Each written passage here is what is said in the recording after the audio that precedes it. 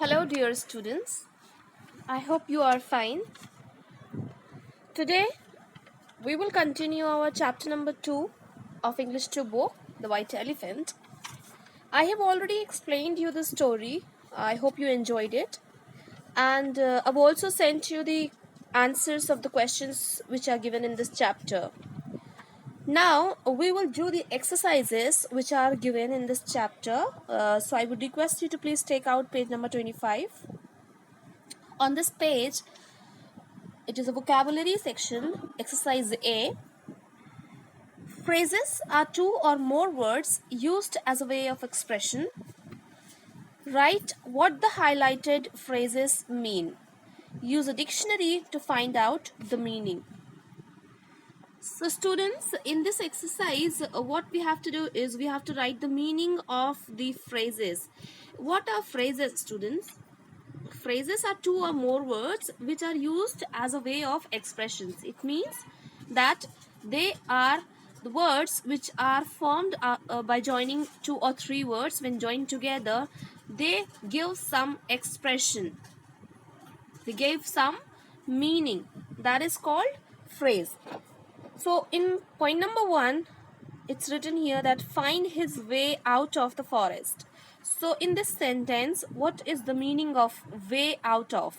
Way out of is a phrase and its meaning is an exit from a place. So you can write it in your book. The answer of number 1 is an exit from a place. Means to find a way of going out from a place. So you can write this answer. Number 1, an exit from a place. Number 2, was around to save her. Was around means near. Near. Near. Near. Was around to save her. Was around is a phrase and the meaning of was around is near. Number 3, in memory of such a noble and caring soul. In memory. What's the meaning of in memory? In memory is a phrase, students. It is used when we do something to remember someone who has already died. You must have seen people building statues and there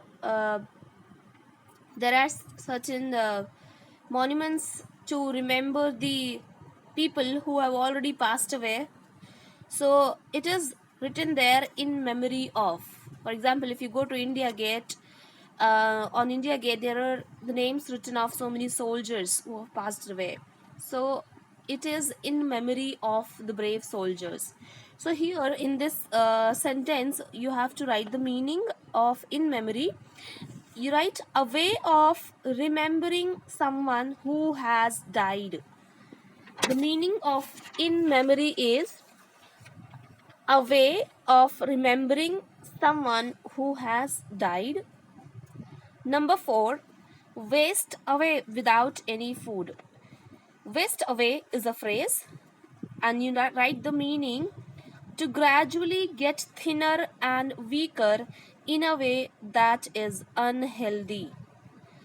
To gradually get thinner and weaker in a way that is unhealthy. It means that people say when you don't eat food, your mother must have said to you that you look slim, you've lost your weight because you're not eating well. So student, it means that you have waste away. It is waste away means to gradually get thinner and weaker in a way that is unhealthy. Number 5, laid out a feast. Laid out a feast. Laid out is a phrase. The meaning of laid out is to arrange things. To arrange things. To organize something or to arrange things. Now, students, exercise B is phrases are of different types. Several phrasal verbs are formed when verbs are combined with prepositions.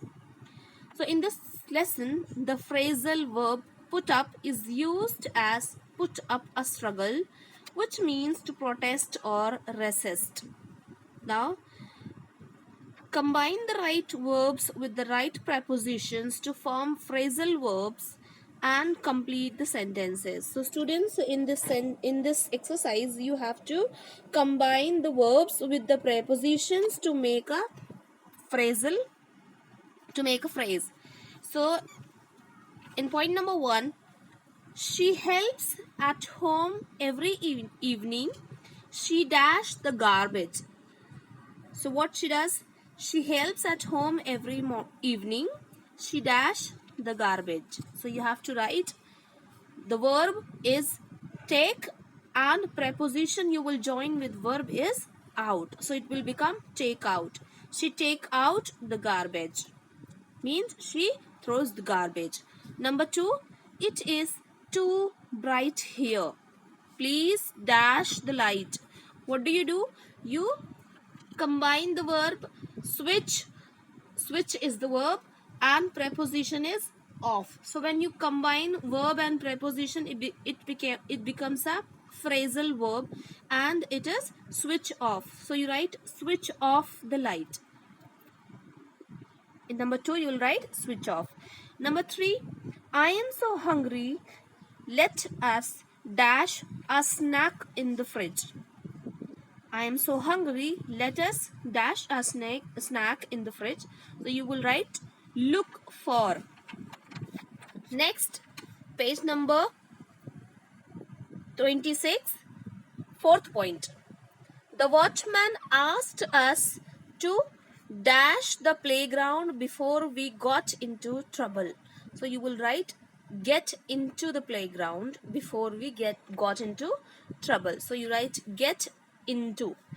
Number 5, you need to dash money for an emergency. You need to put aside money for an emergency. Put aside is a phrasal verb. Now, exercise C. Rewrite these sentences with the opposite of the highlighted word. So you have to write the opposite of the words which are highlighted here. Number 1, the old lady's heart was filled with grief. Grief means sorrow, students. And the opposite of sorrow is joy. And the opposite of grief also is joy. So you will write the sentence again. The old lady's heart was filled with, in place of grief you will write joy, because you have to write the opposite in this exercise. So the old lady's heart was filled with joy. Now number 2, everyone was disgusted with the model's behavior and attitude. Disgusted means to feel pity, and when you don't like something, so what is the opposite of disgusted? The opposite of disgusted is pleased. So you will write everyone was pleased with the model's behavior and attitude. Number 3, he is very compassionate. Compassionate is very affectionate. So what is the opposite of compassionate? The opposite of compassionate is unsympathetic. So you will write he is very unsympathetic. UNSYMPATHETIC is the spelling of unsympathetic. Number 4, I am concerned about your health. What is the meaning of concerned? Concern means very much worried about or very want to know, really taking care of. And the opposite of concerned is unconcerned, does not bother at all. So I am unconcerned about your health. You will write I am unconcerned about your health. The opposite of concerned is unconcerned. Number 5, the cows grazing in the field looked feeble to me. The opposite of feeble is strong. Feeble is, the meaning of feeble is weak. So the opposite of weak is strong. So you will write the cows grazing in the field looked strong or powerful to me. You can write either strong or powerful. Now next is communication. Exercise A.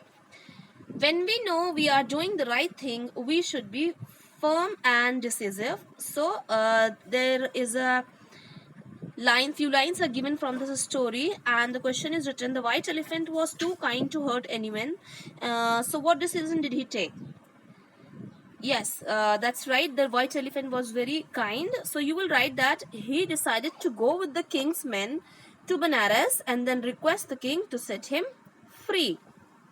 Number 2, what decision did the king make when he heard the white elephant's story? So you must know the answer of this.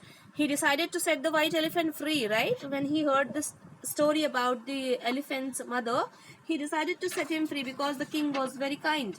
So he decided to set the white elephant free. You have to write the answer. Next is the grammar part of this chapter, subject and predicate. So you already know what is subject and predicate in a sentence. In a sentence, subject is what we talk about. What we are talking about is subject, and what we are telling about that particular person or thing in that sentence is predicate. Complete sentences have a subject and a predicate. The subject is found at the beginning of the sentence. So this is simple. In the beginning of the sentence, you will find subject, and it tells us who or what the sentence is about. So if we are starting, if you take the sentence, the cows are grazing in the field, we are talking about whom in this sentence? We are talking about cow. So cow is subject and grazing in the field is predicate. So students, you have to find out the subject and predicate in this sentence. You have to underline, circle the subject and underline the predicate. So you circle the subject in this exercise and underline the predicate. My uncle walked all the way up a steep hill yesterday. We are talking about whom in this sentence? We are talking about uncle. So uncle is subject. So you do this exercise accordingly, students, and do it yourself. Underline the subject and circle the subject and underline the predicate. Now next is complete the sentence with a subject, suitable subject or predicate. You can complete the sentence on your own. You have to write the remaining sentence. And exercise C is rewrite them using the subject and predicate at the right places. So these are this is the jumble words, students. You will be able to find the sentences in the story as well. These are all the jumble words. You have to arrange it properly and then you will get the right sentence. For example, set the king the elephant white free compassionate. So the compassionate king set the white elephant free. Number 2, mother hissed the elephant over gently white bent blind. The white elephant gently bent over his blind mother. So you can do it like this. I hope you will be able to do it, students. And page number 29, writing section. This is also very easy. You have to write it in capital letter. For example, the white elephant. In this, the first is the white elephant. The first letter of each word is in capital letter. In this way, you have to do all these are the names of the books given here. You have to write the first letter of the first word of all these letters of these words in capital letter, because these are the titles of the books. All right, thank you for listening, students.